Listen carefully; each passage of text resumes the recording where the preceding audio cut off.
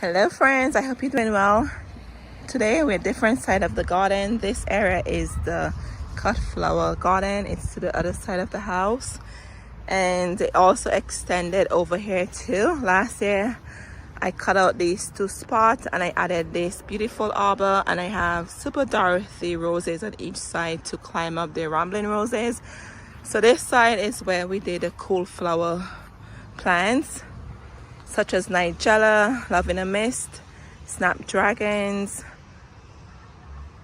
and more. I can't remember the rest, but we sowed those seeds over here in fall, very late fall, and look, they're doing well. And then this spot here is for more cut flowers. And then on this side here, I just have my hostas containers going on here. I have to move them. But on this side will be zinnias and sunflowers. So I'm so happy that I was able to dedicate just an entire area of the garden just for cut flowers, so that way I don't have them mixed in between my regular garden beds.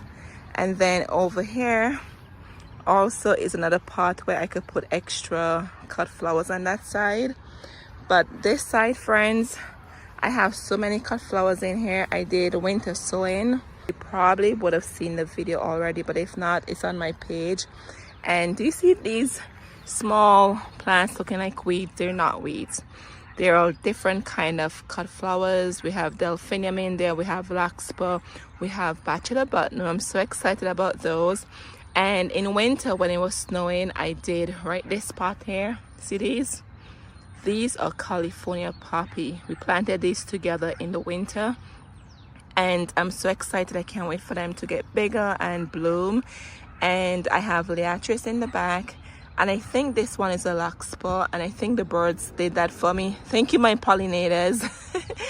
And I also planted more bachelor button in between here from my winter sowing. So most of these cut flowers on this side are from winter sowing. And right over here, that is a dahlia. I'm in zone 6B, and I think dahlias are hardy from zone 7 or 8 and up. And I've noticed the last couple of years my dahlias, they do come back. So what I did as an experiment, I left them in the garden, and look, you could see it right here coming back. And then I have one at the corner over there. Anyway, so what I'm going to do here, I'm going to pot up these dahlias. I did these from seeds, and this is the result of sowing them from seeds. So they need to get in the ground. And then over here, these are two dahlias that we pre-sprouted together from Aldi grocery store. This one is the orange dahlia, and let's see the other one here. So we did these in a house, and this one is the pink dahlia. And friends, they're ready to be planted. I sprouted them inside the house so that way the bulbs didn't die out on me while waiting for my frost-free day to be here. And I have some bamboo sticks, so I'm gonna plant them, water them in, and stake them one time so that way they don't break. You could see this needs staking already. But anyway, so I just wanted to document this process with you. All right, friends, so this one is the pink dahlia. This was from Aldi grocery store, as I told you before. So this is what it's gonna look like. It's so pretty, isn't it? And then here's the orange one,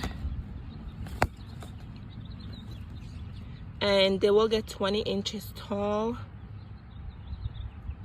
So I'm gonna put them right in the front there. I dug the hole already. And friends, I can't believe this cut flower bed. It is packed with a lot of plants already. But look at this, friends. Let me show you this really quick. Do you see the bee and the azalea? I love looking at the pollinators doing what they need to do. Look at that. Oh my goodness.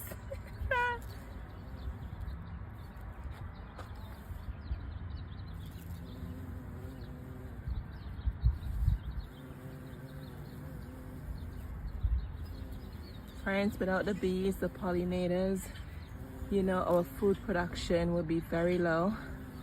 Our flowers, all of the above. So always think of the pollinators when you put in plants in your garden. They're very, very helpful. Just look at that. Oh my goodness, I'm so happy I was able to capture this for you guys. Anyway, so leave the bee alone, let he or she eat or suck.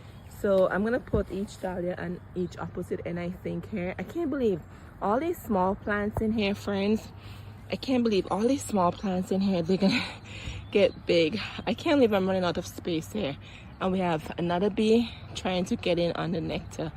But let's put one here and then I'll find a spot somewhere over there. And friends, let me share this with you.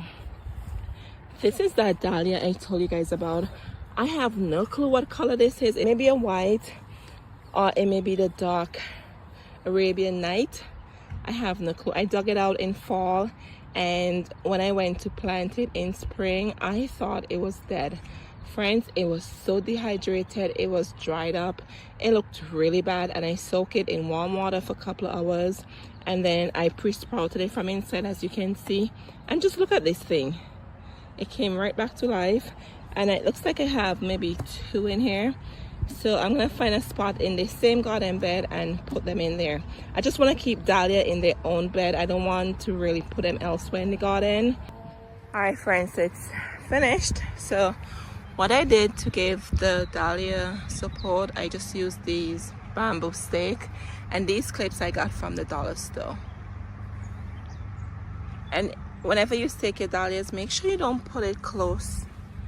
Make sure you don't put it close to the root here, because remember the tuber is somewhere around here. So that's why it looks awkward, but it's functional, right? So that's why it's like this and not closer to here. And then here's the other one over there. I did 3 different stakes here, and I used the clips also just to give it some support. And these are the ones I started from seed. So I'm gonna go and water in this area and put some mulch down. It's going to be really hot. It's going to be in the 80 degrees, okay friends, 80 degrees. So I need to hydrate these plants and make sure they're kept moist for the next few days coming. The mulching is done. I'm out of breath. It was a lot of work mulching this area. So I put a thick, very thick layer of mulch in here. And what I'm going to do, and right here, friends, this area here is where the hose is, right? This hose is a pin to take out and then wrap it back up. So when I'm watering, I just like to put water in a container and then get my steps in and walk around the yard and water the plants that need to be watered. Because when I take this hose out, it goes through here, it makes a mess. Sometimes it get in the garden. I don't know. I just try to make life much easier. So I prefer filling containers with water, walk around the garden where I need to, and just water my plants, right? Get some extra steps in there, keep me healthy. Anyway, so what I'm gonna do, I'm gonna put hydrangea right here in the planter and then one on the other side, and let me show you what that will look like. All right, friends, here it is. It is a little windy, so hopefully the audio is not too bad.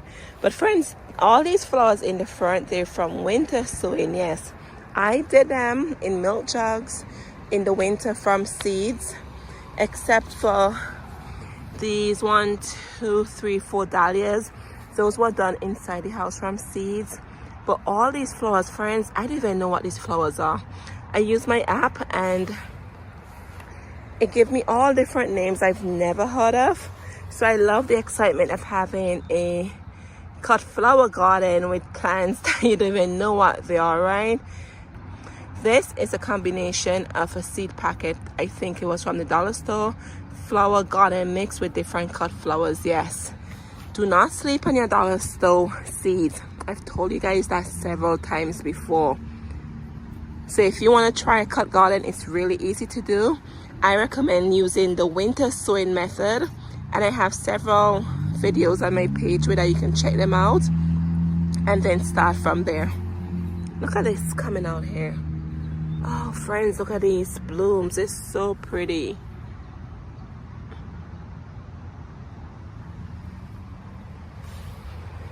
And then I think this is bachelor button too, also winter sowing method too.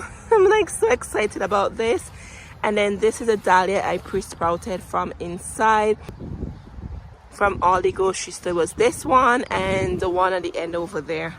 And then in the center here, this one came back, this dahlia. And to the back here, friends, this is my hardy hibiscus, the pink one. And then I have some liatris in here. Love liatris. I have a hydrangea here, friends, and it's so healthy looking and lush, and it's just loving this spot. And oh my goodness, it's blooming behind here. And here I have liatris, and you could see right there,